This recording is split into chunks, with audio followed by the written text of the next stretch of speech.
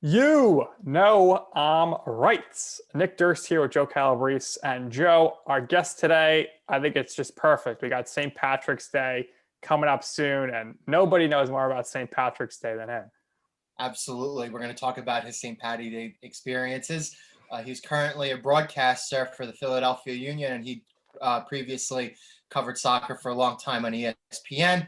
He's somebody that we're really happy to have on. We've never really had a big soccer announcer here too, so this is going to be definitely an experience for you and I.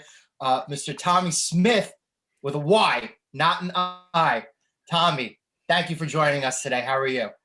Thank you, Joe. Thank you, Nick. And, you said the Philadelphia Union. As always, I need to plug in the mornings. I do Grumpy Pundits. And I'll tell you one thing, I do be grumpy in the morning. We do it on Sirius XM 7 from 9 o'clock till noon, 5 days a week. There you have it. Make sure you tune into that. And this interview is going to be a bulge in the old onion bag. We're really excited to have Tommy on here with us. Tommy, let's take you back to your childhood. Growing up, obviously, it's a birthright for everybody in Ireland or the United Kingdom to play football, or as we call it here, soccer. When did you start playing, and how did you fall in love with the game?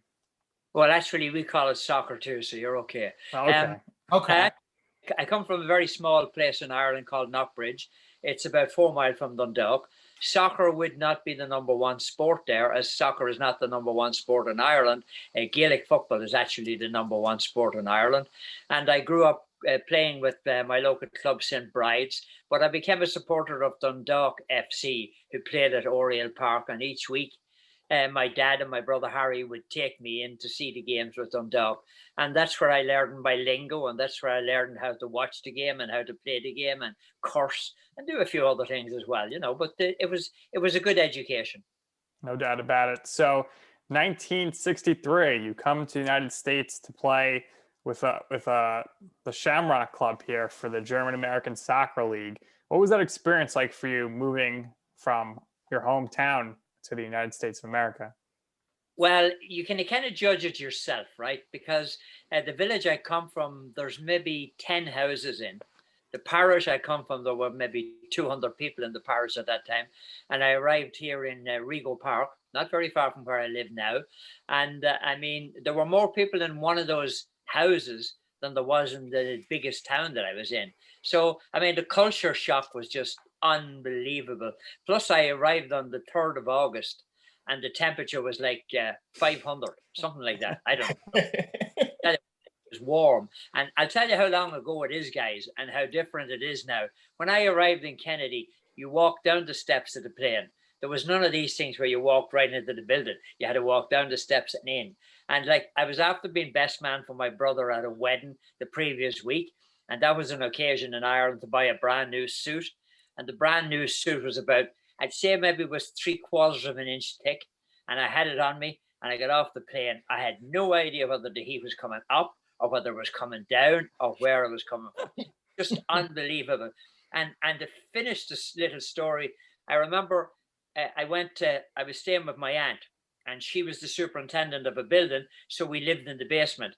And on Sunday morning, after a long sleep after the flight and being jet lagged, I remember waking up, and it was the strangest thing because in basements they have those little windows, and all I could see was legs going by the window. And I said to myself, "Oh my God, I'm dreaming. This can't be true." But it was, and I'm here since. Thankfully. So I wanted to ask you about the communication barrier, because obviously the way we word things here, the terminology that we use, slightly different from most places in the world. Judging by your previous work, obviously that was never really an issue for you. But when you first came over here, were there things that you had to say differently? Was there anything off the top of your head that you noticed that we said that was a little different than from where you came from? Yeah, there was a lot of different things. One little story I tell, but it just goes to show you how naive I was. I was here maybe 2 or 3 days, and my aunt gave me a bunch of letters, as we call them. She called them mail. And she said, "Would you go out and put those in the mailbox?" Right? So I went out looking for the mailbox, and I got to where the mailbox was, and there was a sign right beside the mailbox. It said, "Post no bills." So I went through her letters, and I took out the ones that looked like bills, and I kept them in my hand, and I put the rest in the mailbox. And I went back home to her. I said, "I didn't know where to put these." And she said, "What do you mean you didn't know where to put them?" I said, "The sign said post no bills." She said, "That's billboards, not bills." So, everything was different. Everything was different. Certainly. And, you've adjusted well. You've been here for quite some time now.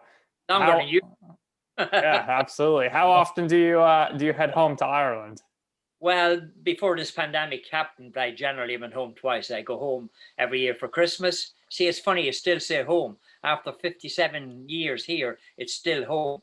But and I always go every summer. I go for the Galway races. I'm a keen horse player. I love the ponies. That's why I'm still working. And my choice good over the years as they should have been.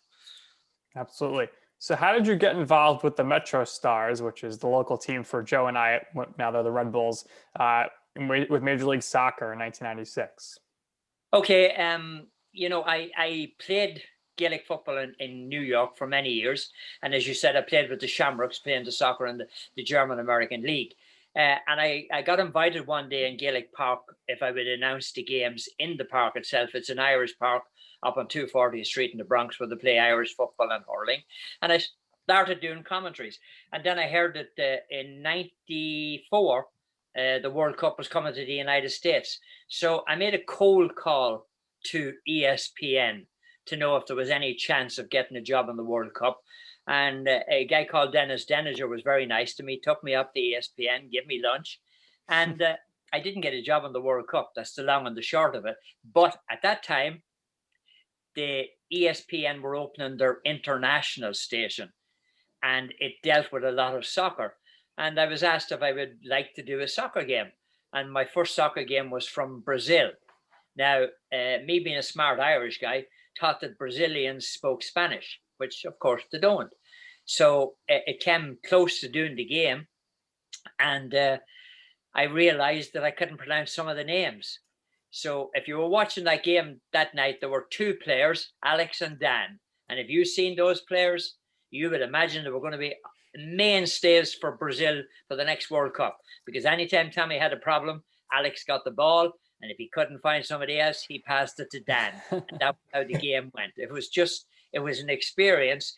And I was in ESPN for quite a while when I got a call from Charlie Stilitano, who was he was the man in charge of the MetroStars at the time. And Charlie was the guy who was the venue director for Giant Stadium when the World Cup was played there.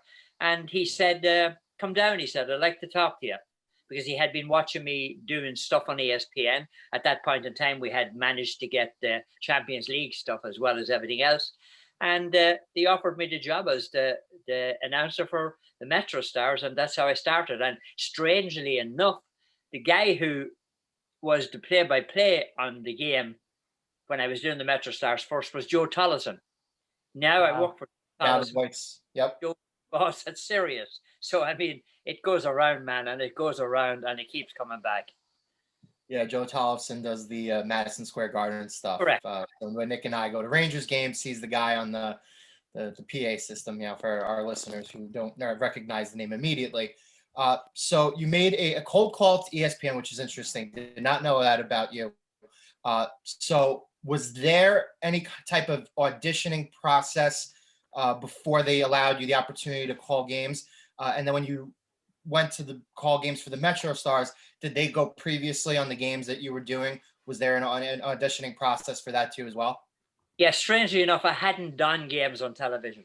I hadn't done, but I went home to, I got the call from ESPN in October. And they said, well, they kept putting it off and kept putting it off. It'll be next week. It'll be next week. So finally, I was going home to Ireland for Christmas, right? And I still hadn't done an audition for them or anything else. So what I did was on a very cold Sunday afternoon, I bundled all my nephews and nieces who were like in age bracket from 5 up to 12 or 14. And we all went to the game in Dundalk to see Dundalk playing Limerick.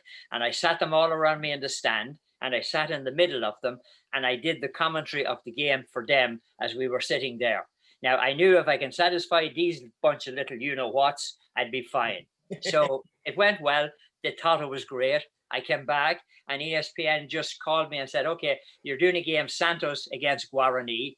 Santos, I knew I had no problems with because, of course, Pele played with Santos. So I had plenty of backdrop on what Santos were. Guarani, I had no idea who they were.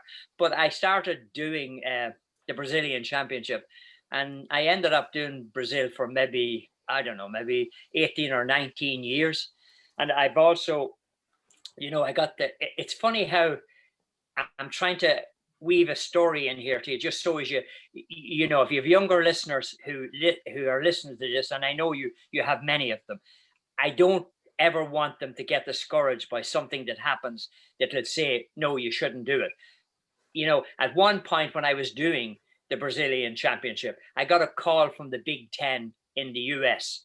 And a guy told me, oh, we're going to put on a college game every Wednesday. He said, we'd love to have you come and do the games. He said, wow, it'd be great.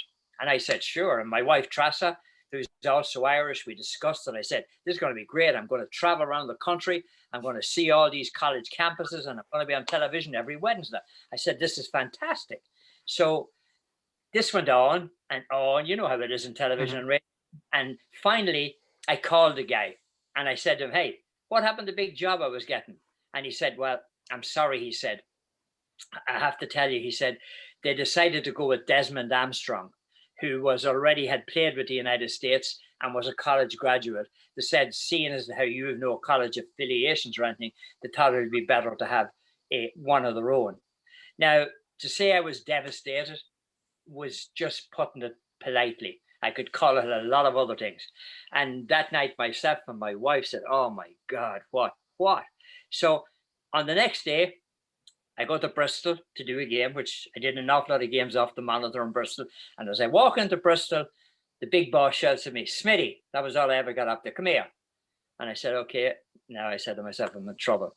Now he said, I've good news for you. I said, what's the good news? He said, we just signed the Champions League. And for those guys who don't know what the Champions League is, the Champions League is the biggest championship that's played in Europe.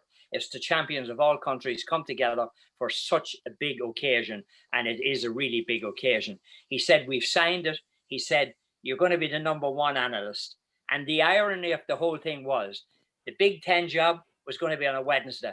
Champions League was on a Wednesday. So had I signed the contract with the Big Ten, I would have missed out on the Champions League. And to show you how important it was, I have announced 19 Champions Leagues from every capital in the world since then.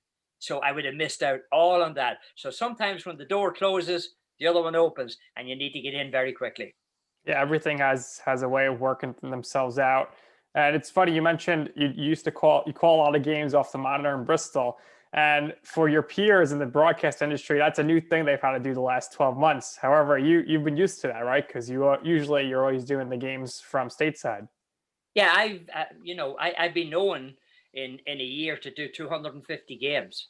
250 soccer games in a year, which is incredible. I mean, we would do 2, maybe 3 games a day. And I got very used to it. I mean, we did go to occasional games when the game was big enough, they would send us. But like everybody now is finding out, and I'd say after this pandemic, television stations are going to say, hey, we can save a lot of money. It costs a lot of money to send people to games and get them to do the games. And if you get people who are good enough at it, the quality, like, my friends used to always say to me, oh, Smitty, you were in Athens the other day. How did you get back so quick?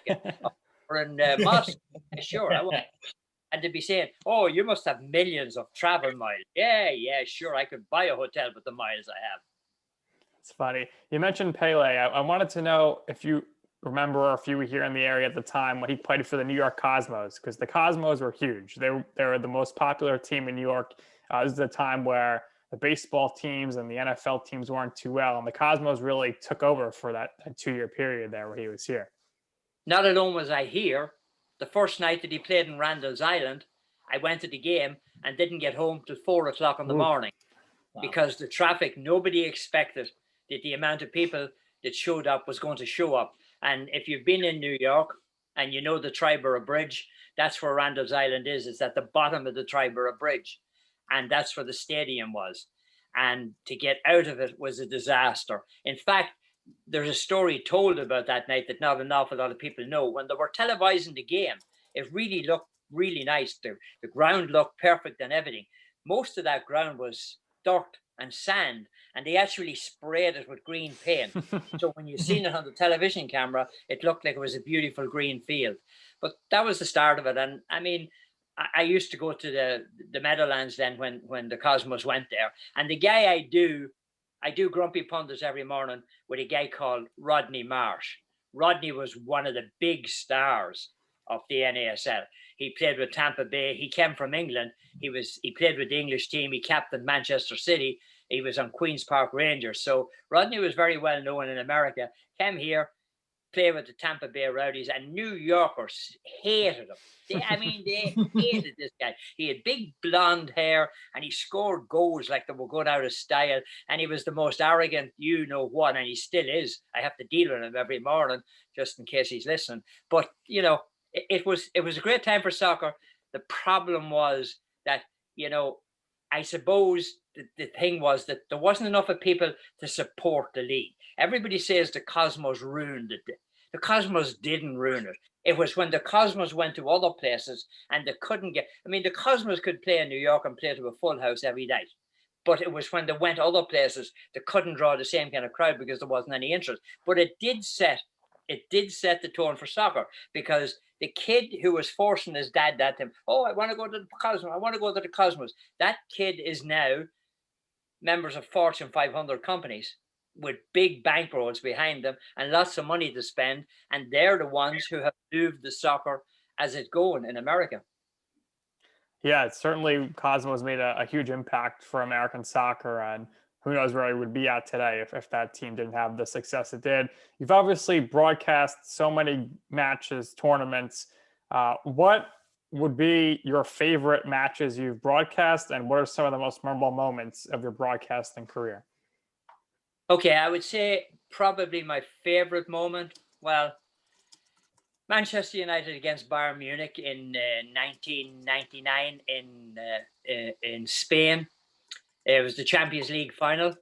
Bayern Munich led a 0-0 until there was 2 minutes left in the game, and Sir Alex Ferguson took on two subs, Ole Gunnar Solskjaer, the man who's managing Manchester United at the moment, and another lad called Teddy Sheringham. And the two of them scored goals in the last 2 minutes, and they won the biggest prize in Europe. That was unbelievable. I was also in Istanbul the night that AC Milan led Liverpool 3-0 at half-time, and Liverpool came back and beat them in the shootout to win the Champions League. But I suppose my undying memory will be in Giant Stadium when Ireland beat Italy, when the Italians came out and said, hey, how come it's all Irish people that's here tonight? I thought it was supposed to be Italians. And I mean, we had no chance. We were 100 to 1 against, but Ray Houghton scored a goal, and that was the end of the story. We made it stand up. So, but there's been so many great moments. I mean, it's just, I've seen Ronaldo, I've seen Messi, I've interviewed Beckham, I've interviewed Pele. I was very lucky. I am so lucky. I mean, when anybody asks Tommy Smyth about the American dream, I just say, if you don't believe in the American dream, you've no right talking to me, because I lived, I achieved, I managed to get the American dream, and the American dream turned me into one of the best known sportscasters in the world.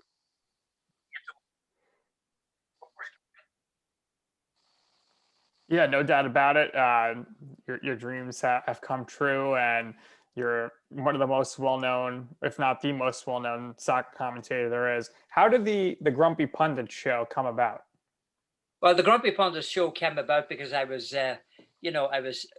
ESPN in 2016. I decided I've had enough, or they decided they had enough of me, one or the other. I mean, it probably was a common conclusion that we came to. And I was approached, Joe Tollison approached me about would I do a show with Rodney Marsh, and they had the name of the Grumpy Pundits. And, we had never met. In fact, a little known fact, we did the show for 3 years and we never met. We used to, I do the show from my place, he does the show from Tampa. And it turned out like we were like we were an old pair of, sneakers. You get into them and they're very comfortable. We hit it off right. I suppose we're two dinosaurs. we kind of saw the same things. I remember Rodney playing in England, and I remember the star he was. And it's great. I find it's great for younger viewers or listeners that that we can make a comparison for them. We can talk about what it was 25 years ago, and we can also talk about what it was 10 years ago or what it was 5 years ago. So we've seen the transition of the game and how big the changes have been and how many different changes have happened in the game. So I wanted to ask you, because with football, there are so many places around the world, and when you grow up and you live here, obviously Nick and I we're huge fans of other sports, like football here. We both love hockey here, but a lot of our places don't really have like the rich history that some of these venues across the world do, especially in Europe.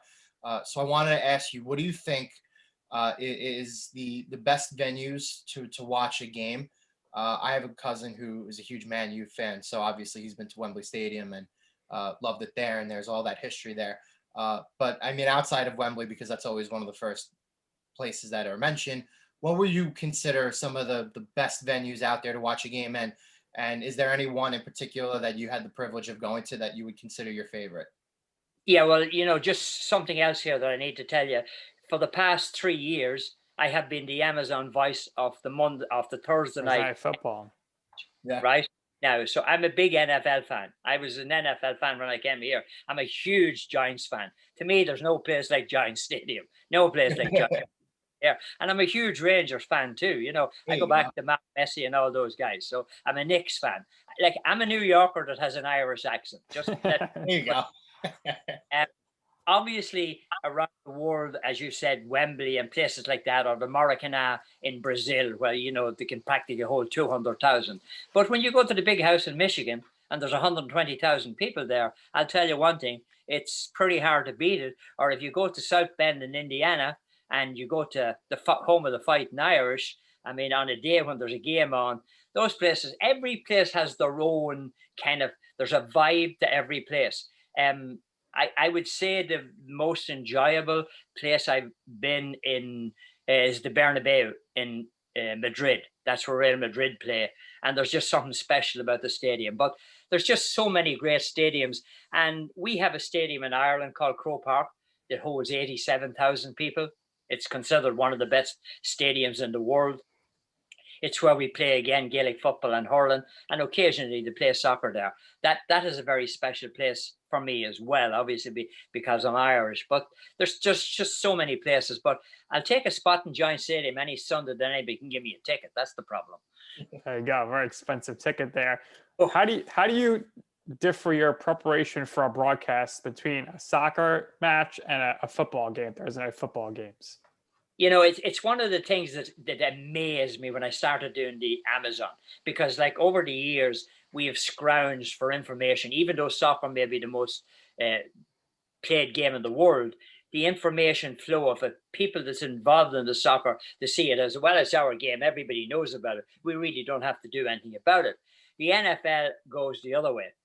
Every Monday night before a game, I would get probably 400 pages of information from the two teams that's playing in the game. And what amazed me altogether was it would come through at 5 o'clock on a Monday evening, right?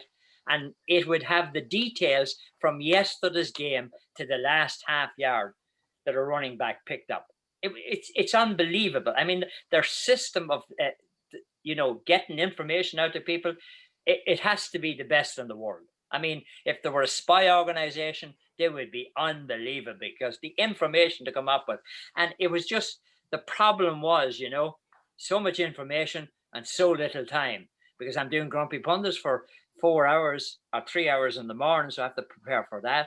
And even on a Thursday, I would do Grumpy Pundits in the morning. And then I was away to do an NFL game. But I would pick and choose my spots as to what I needed. I like to think I'm a good storyteller. I like to think I recognize a good story. And I always look at a game from the fans' view.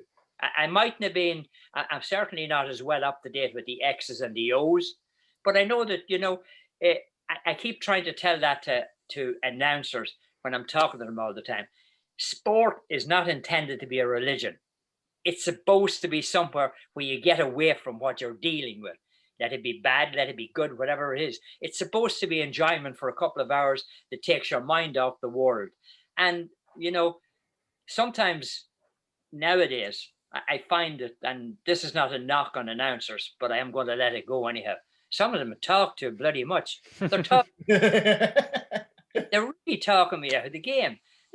You know, I'm watching television. I can see that, you know, the obvious things that some guys come up with just drive me absolutely nuts. And I had always that feeling of, you know, sit for a while, sit for a while, sit for a while. And I'll give you one other story. When I was in ESPN, we commentate on games in Mandarin and Cantonese. And the Mandarin guys would be doing a game of soccer, and there'd be two of them in the booth. And you would see maybe 20 minutes into the game, one guy would get up and he'd walk out of the booth. The one guy was left in the booth. So finally, it got the better of me. I couldn't believe it anymore. And I said to the guy, I said, why do you do that? Well, he said, in our culture, he said, we like to have each person enjoy a portion of the game on their own. So he said, he's doing the game. I go out and have a cup of tea. I come back in. I start doing the game. He goes out and has a cup of tea. And then we finish the game together and we put the two of our experiences together. Just so completely different. It's amazing. Yeah, absolutely. Every culture is different, and every broadcast crew is different as well. How did the opportunity come about for you to be the co-host of the New York City St. Patrick's Day Parade on NBC? Well, I was always involved in the parade because, as I said, I come from Louth and I marched in the parade for many, many years. And actually what happened was there was a guy called Jack McCarthy who broadcast the parade for over 40 years on television. And I got wind of the fact that Jack was going to be replaced by WPIX. And again, in fact, I just wrote a story about it the other night. I was at lunch in Manhattan with a young woman, and she said to me, you want a job? I said, yeah, I want a job. And she said, okay. She said, WPIX is down the block. I said, yeah. She said, go down and ask them. I said, okay. So I head off into WPIX. Things were different those times, guys. You know, you could get into television stations and, you know, there wasn't a security, whatever there was. And I asked to speak to the person who was the executive producer of the parade. And I met a very nice woman, and she listened to me and she gave me a form to fill out to put all my information on. And I didn't hear anything. So they announced then Jack O'Herlihy and Andrea McCardle. Andrea, of course, who was a star on Broadway in Annie. They were going to do the parade. So as luck would have it, a guy called me, he said, you want to walk on the line of march on the parade? He said, you'll be down there. He said, just make sure the people keep moving, because I had been involved in the parade for 40 years. And I said, sure. And the parade was maybe on an hour and a half. And I hear this thing on the radio. It said, Tommy Smyth, please report to the announce booth. I didn't even know where it was. And I was at 59th Street and the announce booth was at 64th Street. So I figured they were just changing where I was going to be standing. That's all. And I get to the announce booth, and the woman who I had met in WPIX was standing waiting at the bottom of the steps. And she said, oh, we want you to do a spot, she said, on the show. And I was mortified. You know, really, St. Patrick's Day, there's only one station in the world carries it. There's millions of people watching it. And here I am going to do a spot on it. And I wasn't an ESPN at this time, remember. I was a house painter. I was painting houses in Long Island at this point in time, right? So I go up and Andrea McCardle is there. She starts and she does an interview. And I got from the tone of what was going on that things weren't going too well, you know, because there is a certain knack to the St. Patrick's Day parade. And if you don't know the parade, it's very difficult to get it across to people because there's no floats, remember. People always say, oh, the floats in the parade. There are no floats in the St. Patrick's Day parade. There's bands and people and bands and people and get cops and firemen. That's all that's in the parade.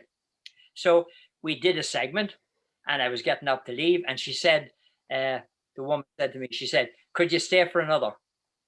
You know something? I've stayed for 29 years. I've done 29 of them. I'm waiting to do my 30th. Couldn't do it last year, no parade. Can't do it this year either. So hopefully I live long enough that next year, when all this is all over, I will get a chance to do my 30th St. Patrick's Day parade on television. Yeah, congratulations. I want to ask, what is your favorite Irish dish? I don't want to say St. Patrick's Day dish, but what is your favorite Irish dish? Also, and what are your favorite pubs or restaurant spots Yeah, throughout the city? I'm not a big drinker, so I mean, the pubs I would go to is I go to watch, I go to watch games in them.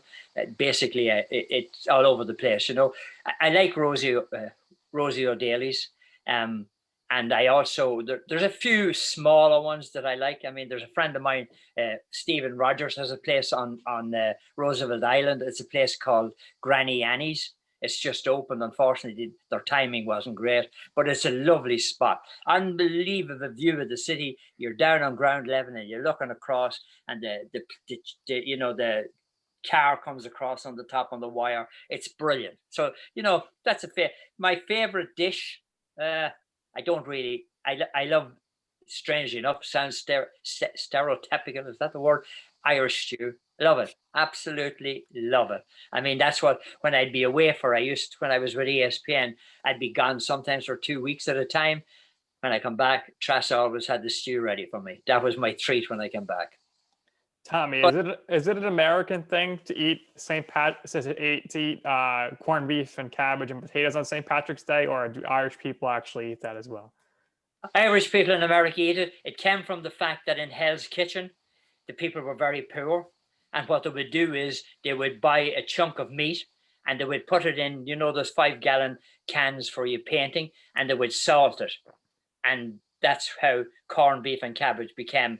In Ireland, the national dish is bacon and cabbage. And the reason for it was that the tenant farmers weren't allowed to have any animals themselves. So when they would have a pig in the back that the boss or the landlord didn't know about, when they killed the pig, they would boil the pig.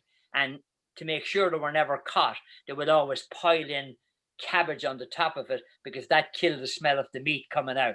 So if the landlord came around and he looks into the pot, all he sees in there is cabbage, and he gets the smell of cabbage. So in Ireland, it's bacon and cabbage, and here it's corned beef and cabbage. And if you get it right, it's a terrific meal. No doubt about it. What was your reaction when you were asked to be the Grand Marshal of the St. Patrick's Day Parade in 2008? I'm not sure that there is such a thing as a reaction to that.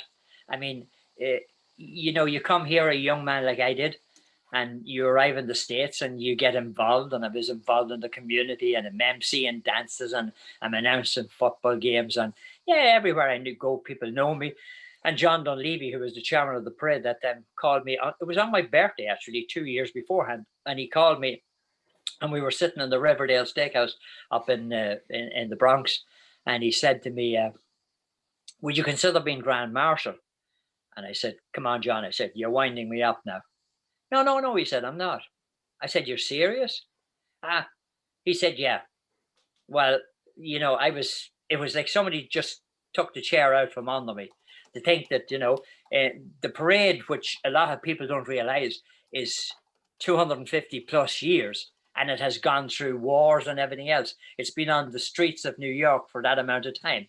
And in all the time that it's been on there never was a person from my part of the world that was Grand Marshal. So here I was, being a record breaker, and I was joining a club that only had 250 members. Each year there was a Grand Marshal, and there was very few of them left. I just couldn't believe it, because in the circles I move around in, it's the highest honor that a civilian can get in the United States, man or woman, to be chosen as the Grand Marshal of the St. Patrick's Day Parade. It really is a tremendous honor. And I'll tell you how excited I was, Nick, right? I got up that morning and we were heading for St. Patrick's Cathedral, because that's where the whole lot starts, 8:30 Mass, right? And I'm in the bathroom shaving, and Trassa comes in behind me, and she said something, I don't know. I said, "Do you see my glasses anywhere there?" And she said, "Yeah, I do." She said, "They're on your face." So that was how excited I was. It was unbelievable. So I wanted to ask you, because you have experience doing Major League Soccer games from your time with the MetroStars and Union recently. You've got the opportunity to cover La Liga games, Serie A games when you were with ESPN. So I wanted to bring up this because I think it's relevant. NBC announced that the NBC Sports Network is going to be no more, and obviously the Premier League has gotten very popular over the course of the last 6 or 7 years. being broadcast on NBC, and there have been many national spots, and you could attribute the rise to some teams like such as Liverpool and Manchester City, and the growth of the game based on their partnership. So now that NBC Sports is no more, it's probably going to be questioned what properties are retained by the network. Maybe the Premier League stays there, maybe they go elsewhere. So I wanted to ask you, because you probably have somewhat of a better informed opinion about this than a lot of people do. Do you think that these major European leagues like La Liga, Serie A, Bundesliga, Premier League, do you think that they do a good job reaching out and being able to tap into the American markets? And if you think that there's stuff that they could do better, has there any been like conversations or suggestions from people higher up that you have heard in order to better grow the game, especially here in the US? Because I think it is growing, and I think Major League Soccer is growing, and you probably know that too better than anybody. But do you think the European leagues do a good job of tapping into the American potential? And if you don't think they do, what do you think that they should do that they don't do now? Well, there's one man that spearheads all this, and he's the guy I spoke about that hired me for the MetroStars, and that's Charlie Stilotano. He's with Relevant Sport, which is the company that's owned by the gentleman that owns the Miami Dolphins. And they're the ones that bring out all these teams that had been bringing them out in the summertime and getting 100,000 people to go to the game. So they did a fantastic job of it. There's much more that the Europeans can do in terms of, getting their game on front of audiences. Yes, the Premier League has done a fantastic job because NBC bought into it. And we had more. If you're sitting in New York on a Saturday, you can watch more games than any guy sitting in London or Manchester, wherever it is, because every game is available. Now, as you said, NBC Sports has said they're not going to be any more. Now, there's two key components here. They have issued a statement that the Premier League will be up in the air. My understanding is the Premier League contract ends next year. So does it become a case of other stations bid for it? I mean, ESPN has gone the route now of this ESPN Plus, where you can get 900,000 soccer games on a Saturday. They're from everywhere for $5 a month. Is that the route they're going to go? The problem is there's so much money in soccer in Europe, that if you get relegated in the Premier League, you get like a 20 million golden parachute as you go down to the next league. That's what makes soccer so different than any of the sports here, is that there is relegation and promotion. The bottom three teams go down, the top three teams in the league below them after a playoff, whatever, they come up.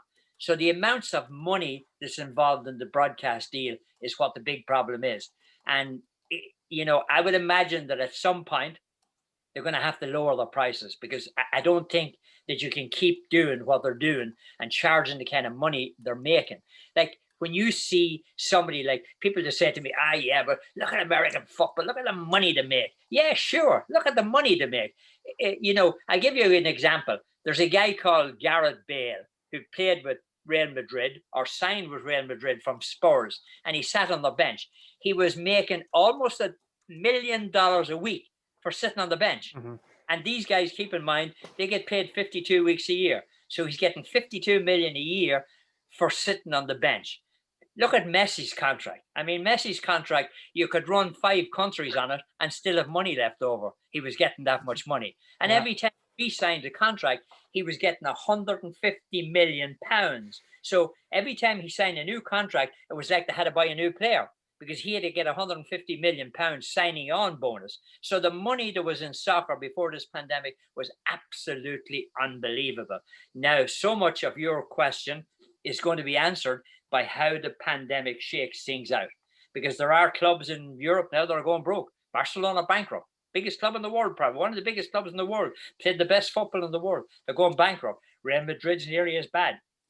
So many. One of the things that's going to save the Premier League is, and this is crazy, there's so many American owners buying into it. You have the Glazers, you have the boys up in Fenway Park with Liverpool, the Glazers of Manchester United.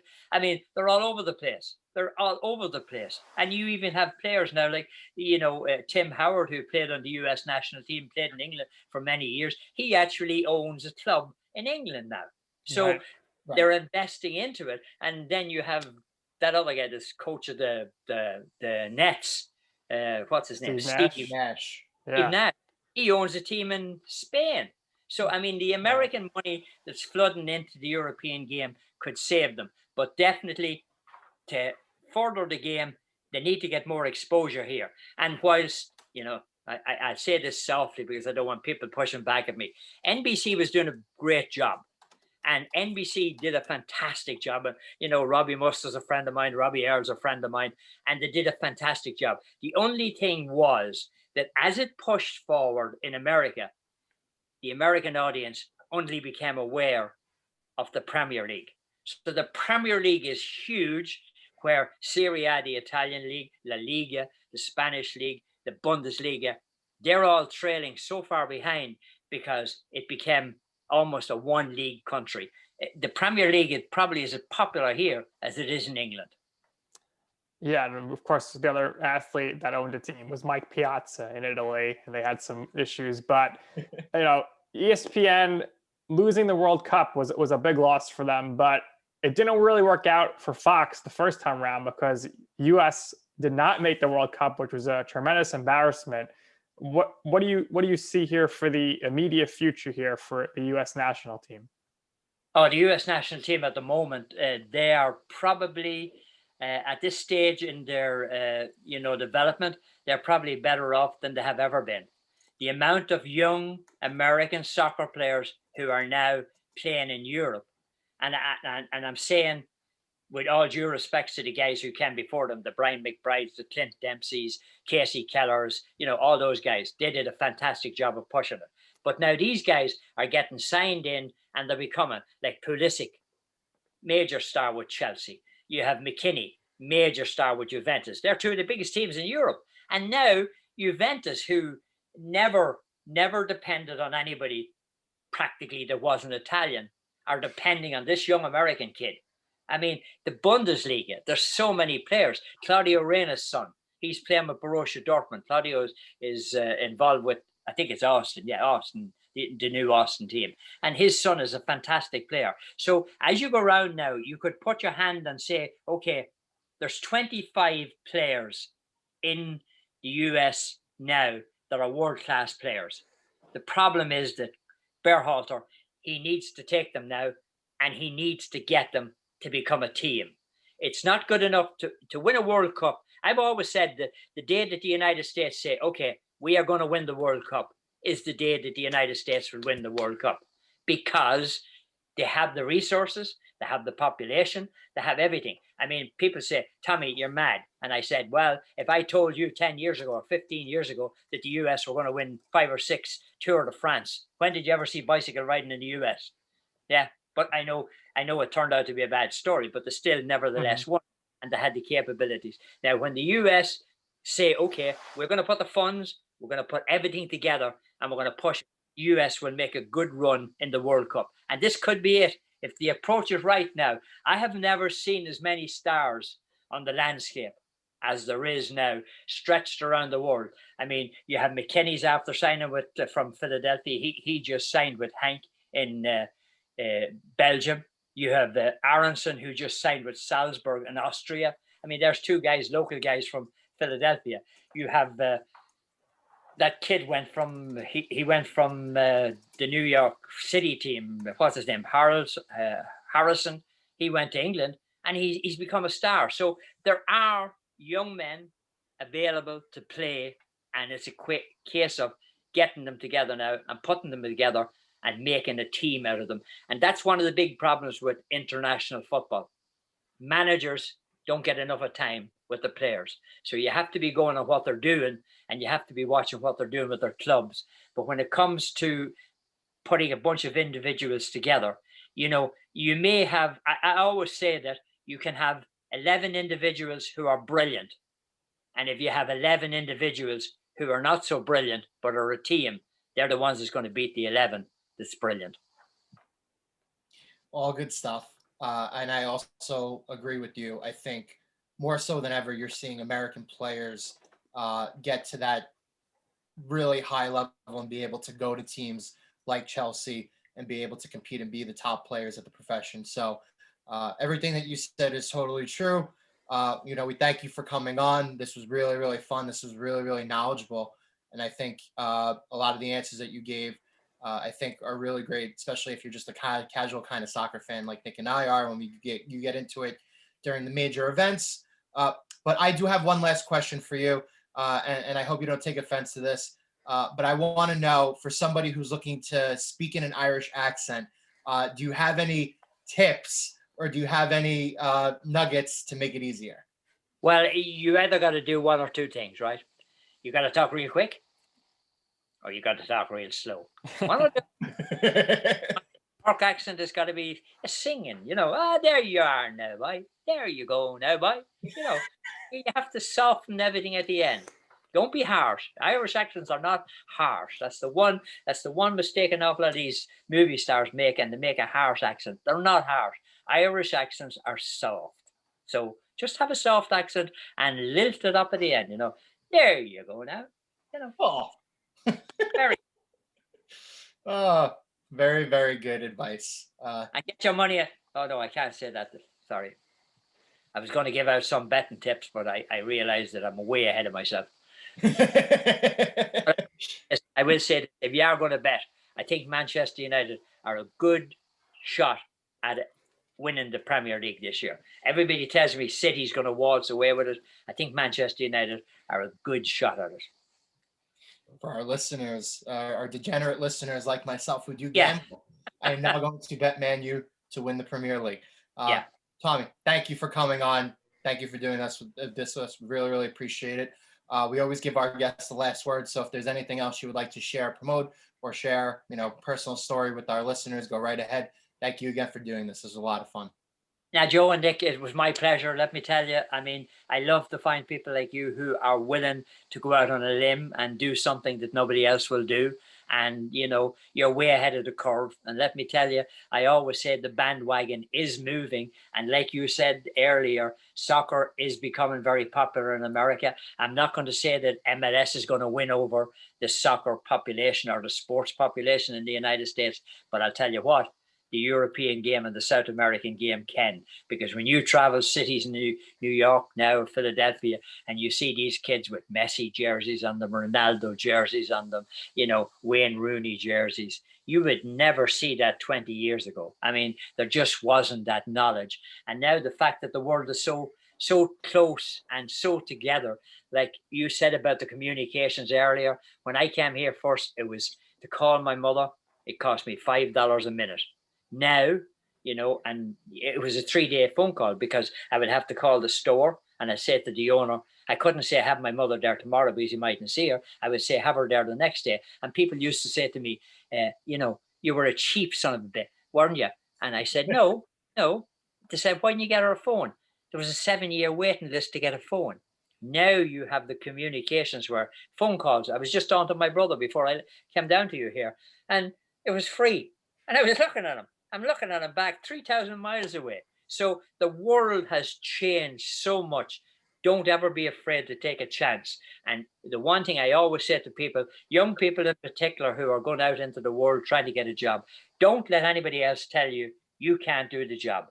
Let it be up to you to make a decision that you can't do the job. If you find the job is too big for you, be a man or a woman enough to walk away from it. But until you find it's too big for you, you stick in there, and eventually it'll come good. Great advice there, Tommy. This has been a peach of an episode here, a great interview. For all of our listeners, make sure you tune in to Tommy and Rodney Marsh on Grumpy Pundits on Sirius XM FC. That's 5 days a week in the morning. And, call Tommy and let him know you heard him on this show. He'll be happy to hear that. But that's going to do it here. So for our special guest, Tommy Smyth, with a Y, and my co-host, Joe Calabrese, I'm Nick Durst, and this has been You Know I'm Right.